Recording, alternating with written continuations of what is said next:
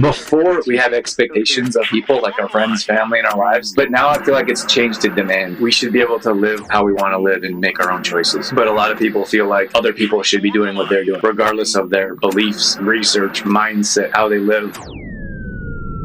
Welcome to Exploring Mind and Body with Drew Tadia. Drew is an expert in nutrition, fitness, lifestyle, and more. And he wants to help you live a healthier, longer, and more active life. Now here's your host, Drew Tadia. Welcome to another edition of nationally syndicated Exploring Mind and Body. Thank you so much for being here. Thank you for tuning in, for being a part of our True Form Life community. We're coming at you with a brand new show. We appreciate whether you're listening on terrestrial radio across the country or as a podcast around the world. We certainly wouldn't be here without you. So stick around.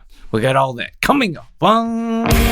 This is Exploring Mind and Body. Naturally improve your lifestyle one show at a time with your host, Drew Tadia.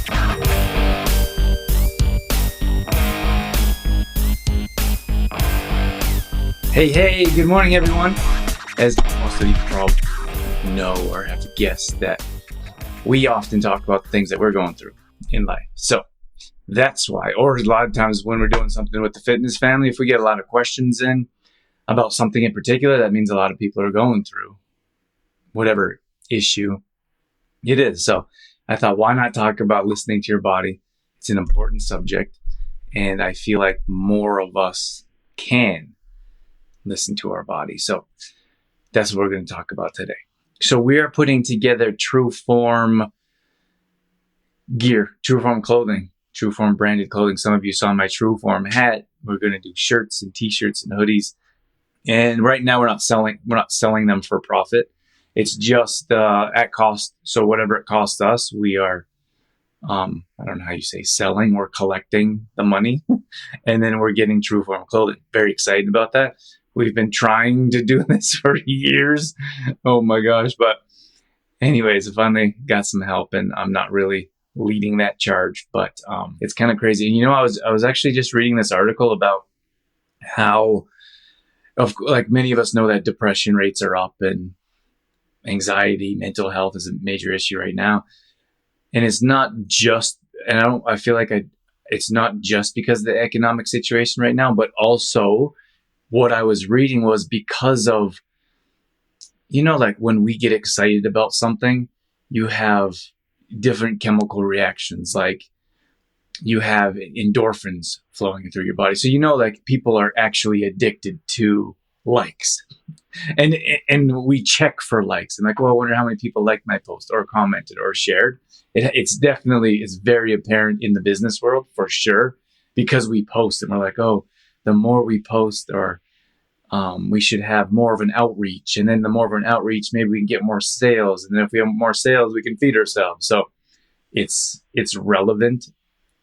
And, it's relevant. I'm not saying anyone is at fault for this. And I think it's not just business. When we post, we want to see reactions, but we actually get obsessive over we get obsessive over the feedback. When you put something up, people actually check, like, oh, I wonder how many comments, and I've actually witnessed this. I wonder how many but that's like a chemical reaction in our body. It's our brain. It's actually giving us that. It gives us a sense of belonging, almost like when we put something out to our community and people like and respond, I suppose, more than anything. It gives us a feeling of belonging and of acceptance. So the article I was reading was saying that it's not just the economic situation that's going on everywhere in the world. It's also how we're responding and how we're reacting to different things in the world. So we want instant gratification. We want gratification. We want instant support. And don't get me wrong, I can understand each one of these. And we have the same feelings in some regards, or same reactions, but I really try hard not to pay attention to that social media stuff, or like people like, well, how many downloads does your podcast get? I'm like, I don't know. I don't look at that anymore. And how many views your videos get. I browse through them for the only purpose of, don't get me wrong, I do appreciate when we get more views and such, but but for the only purpose of, oh, does this video work, or are people watching this type of video or that type of video? Not so much that gratification of, oh, they're appreciating. Sometimes I wrote a really nice post on this True Form page, and it's just a lot of, you have to pay attention to algorithms as well. And on business pages, people don't see them as much as personal pages or in groups anymore. So I put a really nice post up about showing appreciation to your friends and family and people that you love. And it was a really good post, and it only got a handful of views or likes or responses. And I was okay with that. I said to myself, you know what? That was a really good write-up. I can't control anything else other than putting that out there for our community to see if they appreciate it. So I think we could do a better job of that as a whole. But what I'm trying to express here is that our senses of appreciation have been dulled. And it was, like I said, it was this article I was reading. It was very profound or extraordinary. It was very interesting to me that, like, wow, because you know what? It's never enough. And we know that as a society, we don't have a big enough house. We don't have a nice enough car. We don't have enough money in the bank. And whatever it is, these are all materialistic types of things. But when, the more you achieve, I suppose, or the more you gain, the less that excites you. And we know that ourselves, is that you get excited. Like, I'm fortunate to have a couple new cars. We're on our second new vehicle. And don't get me wrong, like, I enjoy driving it. I really do. And I feel safe driving it. I also feel safe, like, when Dorothy drives it, when I know I'm not around, I know she has a safe vehicle. But it's not entirely necessary. Like, those are extra luxuries that we appreciate. But after you're driving a new vehicle for a couple weeks or a couple months, you start to lose that appreciation. It's the same thing at the beach. Like, I spend an extended period of time at the beach, so it could be anywhere from two or 3 months. But the longer you're there, the less you appreciate all the little things. You appreciate the green grass, or you appreciate no mosquitoes, or you don't so much appreciate every single sunset. And that's just from my own personal experience. But as soon as I get there, I'm like, and you notice all these little things. I'm fortunate to be able to go back and forth, but you notice these little things like, oh my gosh, there's hummingbirds in the backyard. Well, in Alberta, we don't have hummingbirds, or I don't see them very often. In LA, I see them every day. And then I sent it to Sean. It was a really cool butterfly that was floating around. And I did a video of it. It was just random, didn't plan it. And interesting enough is that video got thousands of views. And we could sit down and get lights and cameras, like expensive cameras and lights, and do a really nice video that would take a long time, and that may get a few hundred views. And I was following this butterfly around, and it got thousands.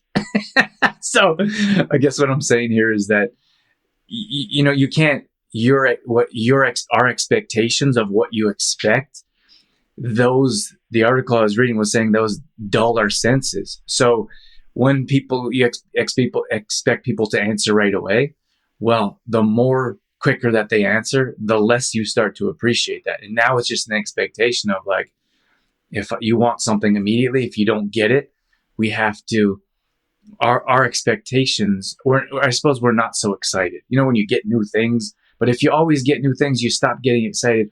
Like, some of us know, and I fall into it myself once in a while too, is that when you buy things, we like things. Like, we like to buy things. If it's new to us, we appreciate it. But some people actually try to fill a void by, shopaholics, or people that are actually addicted to shopping, because it's a different form of gratification. It's even a different form of acceptance, is that when we buy things, we get a rush of endorphins. It's like when someone sends you a message, like, these are crazy, like phones, how addicted we are to phones. I don't know. Like, I hope that at some point in our life and at some point in society, we'll be able to take a step back and be like, wow, look at what phones have done to us. Like, this phone being on it's recording. Like, there's apps on this phone and all of our phones that record us. And we know what that's like, because when you talk about something, then like the products will start popping up in our news feeds. It's insane, right? When you're having a conversation with someone and your phone dings, you stop your conversation and you go to your phone.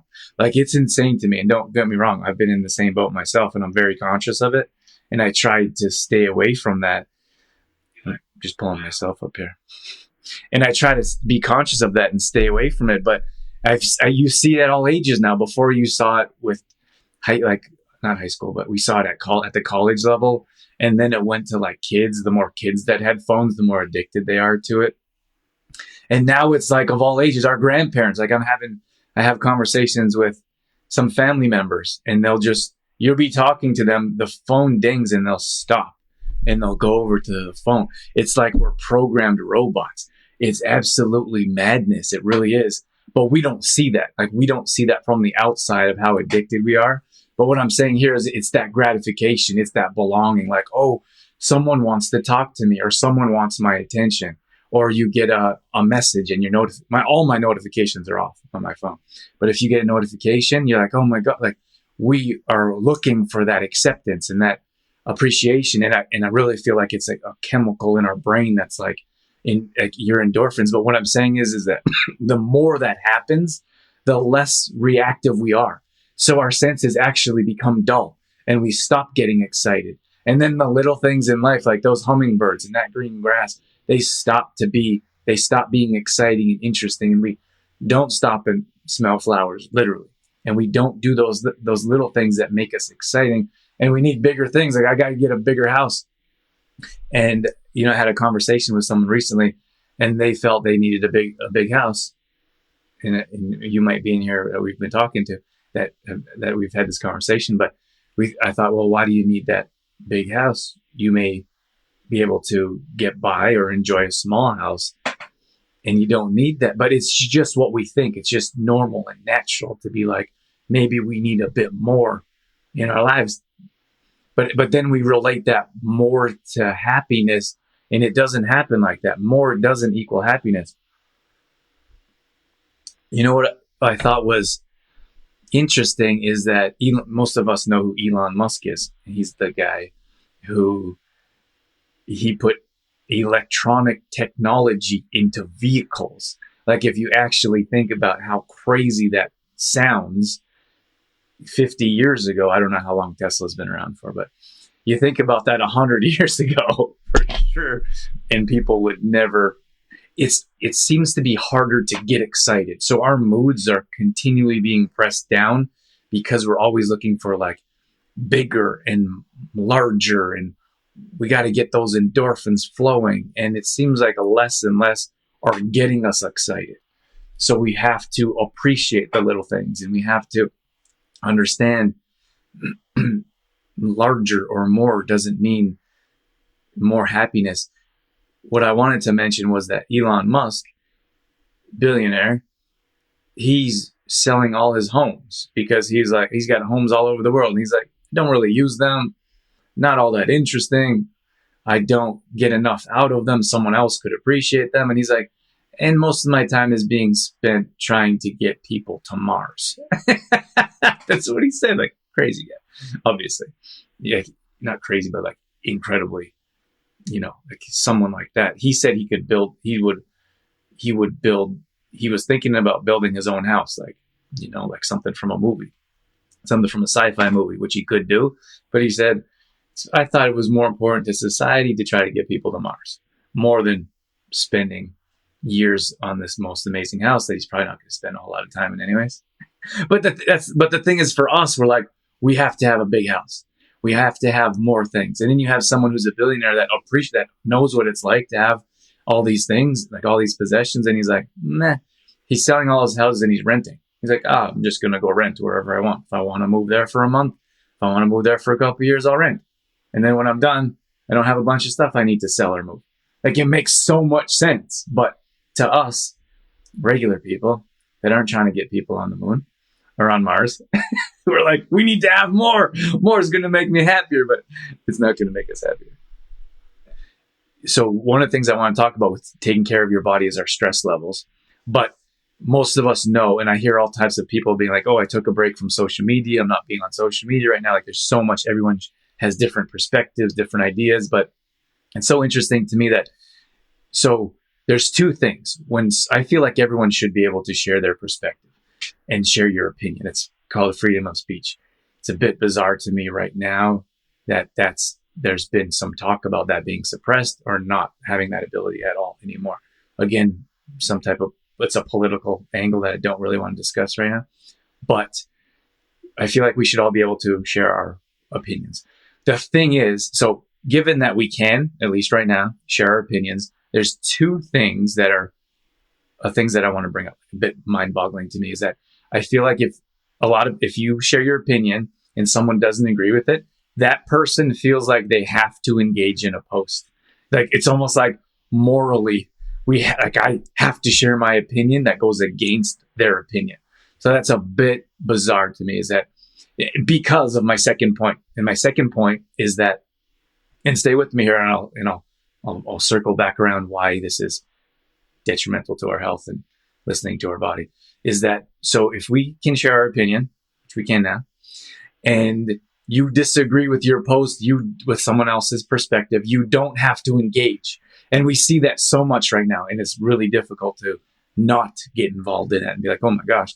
And I try really hard not to get involved, but sometimes I still read, and I'm like, why is that happening? Like, it's so much, there's so much animosity in the world right now. So one of my points right now is that you don't have to engage if you don't want to. And then the other side is that if someone engages and you don't want their opinion, they can be blocked or restricted or removed. Right? It's crazy to me to think that people think they have to engage, and let's say they do, because they do. But then you can not reply or respond back. You can block, restrict, or remove them from it's your page. You do what you want with it. And you can say, I feel like you can say what you want, do what you want, regardless of how crazy anyone thinks your opinion is. So, but what I'm saying here is that so many people right now are dealing with, I actually did a really good interview the other day. He was a doctor. He's a researcher, and he said that our stress levels go up the more time we spend on social media. This is a bit ironic right now because I'm on social media, but I'm trying to improve your health, and I'm trying to improve your mental health right now and help you understand. So the more time we spend on social media, the more our stress level raises. But that is magnified right now because of so many controversial topics. So a couple things that I would recommend is that not engaging, if that's something you disagree with. You don't have to engage. That's only going to raise your stress levels. And I'm not saying don't share your opinion and don't exercise your right for freedom of speech. All I'm saying is that you don't have to engage, and probably shouldn't in most cases, because that's going to increase your stress level. And then if people are bombarding your pages, you can remove them from your pages. It's quite easy. So there's a couple things that I want to share that will help reduce your stress levels, especially when it comes to mental health. When it seems like our expectations continue to increase. Like we want more. And if it comes quickly, then next time we want it faster. And when it's the same thing, like if I'm having a business, like business emails, for example, and someone messages me, and I feel like everyone's on the same level here, but maybe not. But if someone messages me right away, then I expect them to message right away.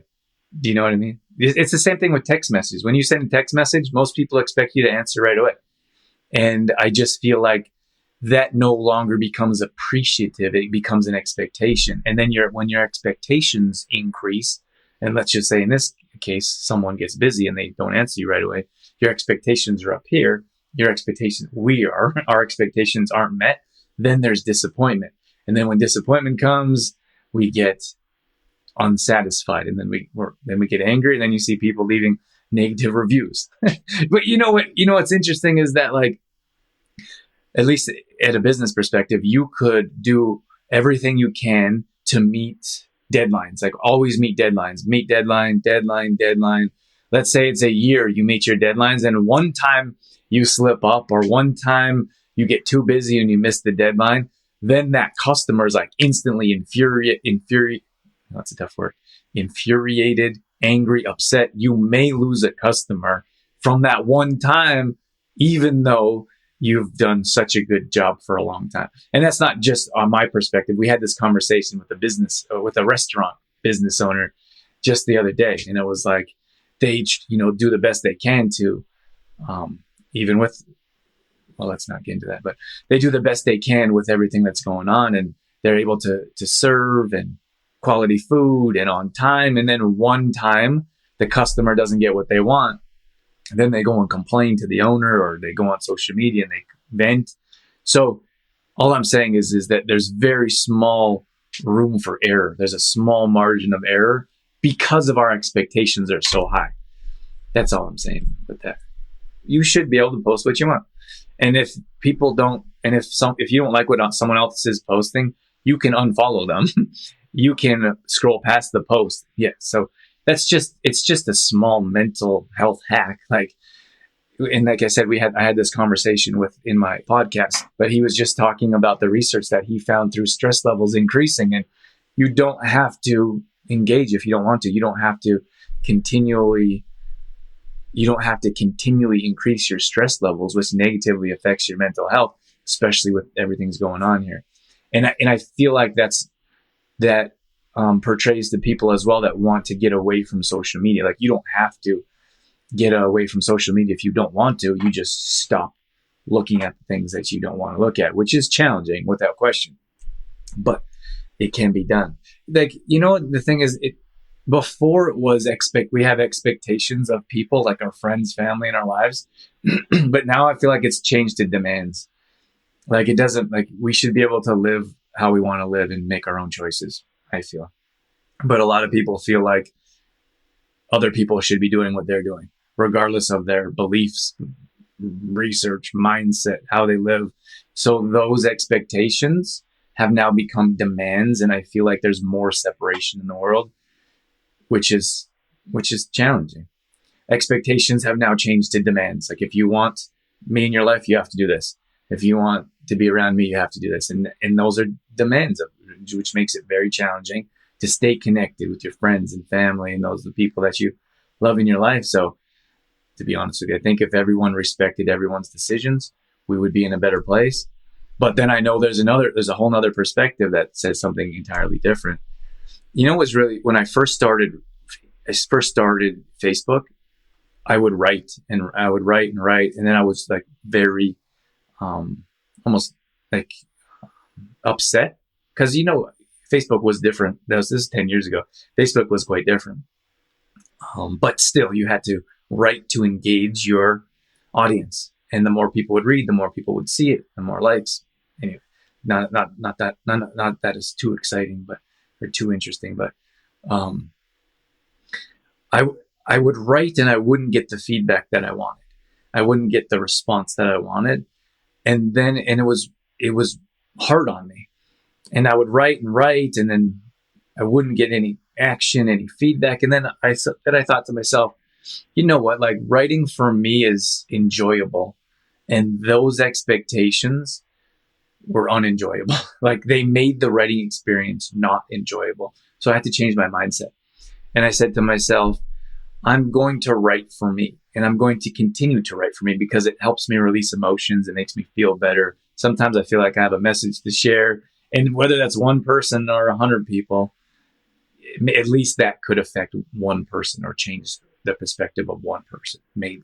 So I changed my perspective and I kept writing, and that's how I grew our audience. Honestly, that's how I started out. That's how I began connecting with people on a writing level. And I'm a big fan of Tim Ferriss. I mention him often. Some of you may know, but he says that there's no better way to connect with someone than by writing. And he talks about taking writing courses and continuing to write. And people often will say to me, well, you're a really good writer. And I say, I appreciate that. But they also think that happened overnight. So I was been writing for years. I've been writing for 20 years consistently. I would write when we started this Facebook page probably 10 years ago. I wrote every single morning. That was my meditation. I would sit and I would write for about 30 minutes. And sometimes I would release it and sometimes I would keep it for myself. And I still have all those writings. I have a book saved on a file that I'm considering releasing in the future, but tons and tons of stuff on just my thoughts. And that's my perspective. But of course, we talk about today, like in today's day and age, like you really can't say anything. You can't even share your own perspective without being attacked. So sharing more is, sharing more is not on the top of people's minds, at least mine anyway. Like I can think of 100 things I'd rather do than sit and listen to someone not agree with what I have to say. But just to share that with you and how I started was just to write with no expectations and share. And that's how we grew our Facebook page. And one of the reasons I don't want to let go of this page because I put so much time and effort over the years. And even though now our engagement is so minimal compared to even a couple years ago, I still want to release that content. I want to put it out there. And I figure that maybe in a couple of years that changes, or maybe we get a message or two like Darlene. Thank you so much, Darlene. I know what we've been connecting on social media for years now, but it really means a lot to hear that, even a couple people appreciate those words that are shared. And that's my artwork. That's my art. That's how I share. And I know Darlene does some really cool paintings too. And that's how her artwork. And Sean is an artist too. And we have different people that share at different levels. So I suppose this entire show was more about expectations. And I think if we could remove those expectations, I'm talking to myself here as well, removing those expectations of what you expect in return. One of the things that was a hard pill to swallow was that we like to send out thank you cards. We send out thank you cards quite often. And it's very few, it happens very rarely that we get a thank you card back, which is okay now. And it's even less when people says, "Hey, thank you for the thank you card," or a birthday. Like we send out birthday cards, thank you cards. And then I thought, and we've been doing that for years now.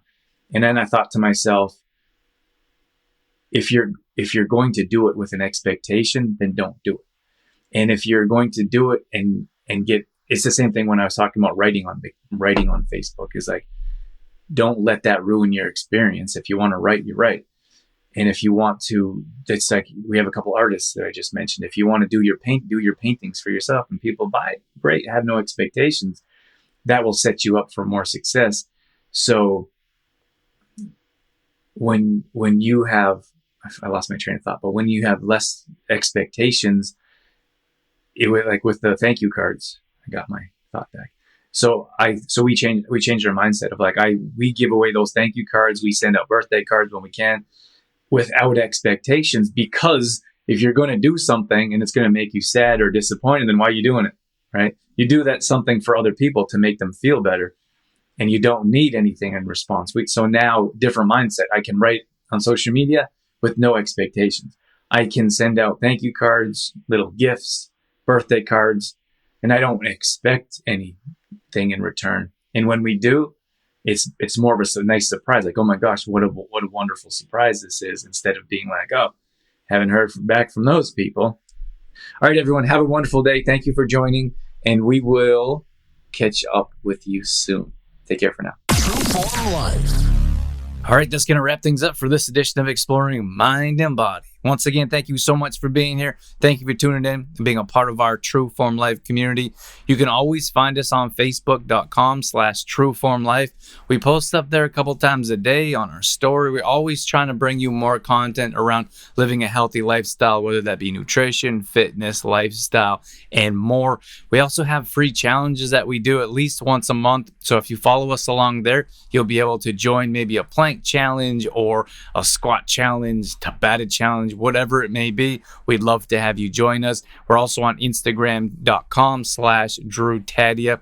Again, we're posting up there a couple times a day along with our story, all dedicated to keeping you fit and healthy and on track. Our main website is TrueFormLife.com. If you want to check out some of our products, some of our services, or if you just want some great content from videos to blog posts and recipes and more, we got all that at TrueFormLife.com. Once again, thank you so much for being here. That's it. That's all I got. I'm out of here. As always, I'm your host, Drew Tadia, in health and fitness for a better world. Thanks for listening. You've been listening to Exploring Mind and Body with Trueform Life's Drew Tadia, fitness expert. To find out more about the show, Drew Tadia, or to listen to past shows, visit exploringmindandbody.com.